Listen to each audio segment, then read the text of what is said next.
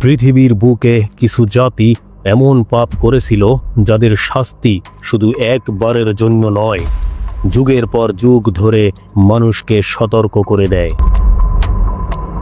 তেমনি এক জাতির নাম কওমে লূত।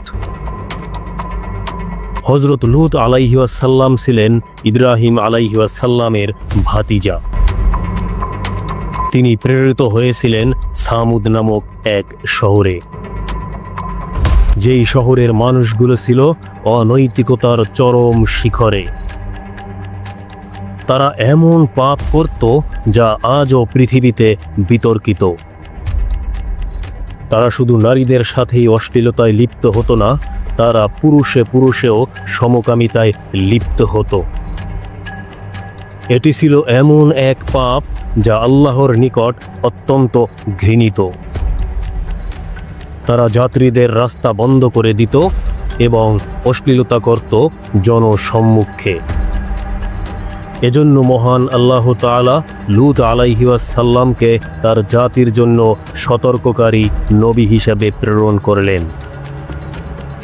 লূত আলাইহি ওয়াসাল্লাম বারবার তাদেরকে সতর্ক করলেন। তিনি তাদেরকে বললেন, আল্লাহর শাস্তি অত্যন্ত কঠিন, কিন্তু তারা তা শুনে হাসল। তারা বলল, আনো দেখি আযাব, দেখি কেমন। নবী লূত আলাইহি ওয়াসাল্লাম তাদের এহেন দুষ্কর্মের কারণে কষ্ট পেতেন। একদিন 3 জন অতিথি এলেন সুন্দর চেহারার যুবক রূপে।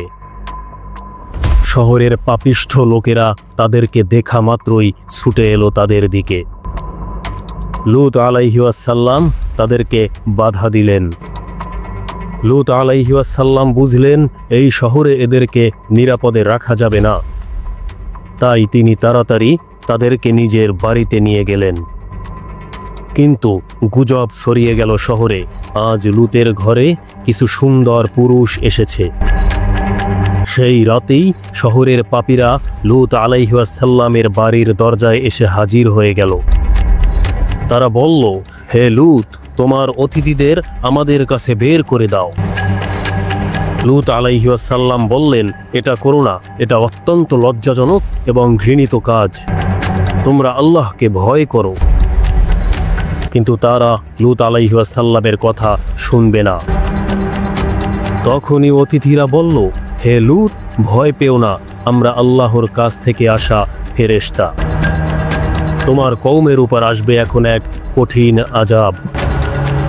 তুমি ও তোমার অনুসারীরা রাতের আধারে শহর ত্যাগ করো, কিন্তু সাবধান, কেউ পিছনে ফিরে তাকাবে না। কিন্তু তোমার স্ত্রী ব্যতিক্রম, সে থাকবে পাপীদের সঙ্গে। এক ভয়াবহ রাত অপেক্ষা করছিল সামুদ শহরের জন্য। রাত গভীর হতেই শুরু হলো সেই আযাব। আল্লাহর আদেশে ফেরেশতারা শহরের সেই মূল ভূমি উল্টে দিলেন। আকাশ থেকে ঝরে পড়ল পাথরের বৃষ্টি। প্রতিটি পাথর ছিল চিহ্নিত নির্দিষ্ট সেই সব পাপীদের জন্য। আশেপাশের 7টি শহর ধ্বংস হয়ে গেল, সবাই মারা পড়ল।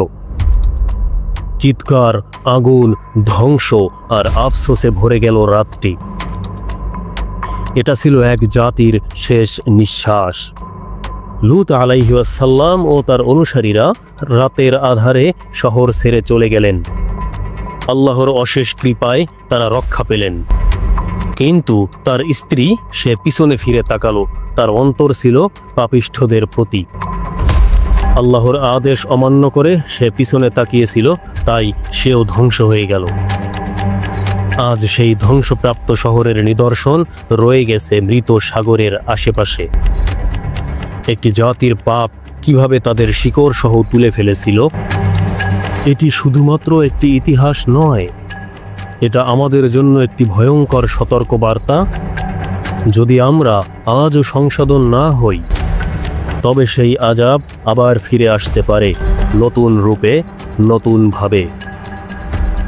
আল্লাহ তাআলা আমাদের সবাইকে হেফাজত করুন। Subscribe History Reborn AI channel.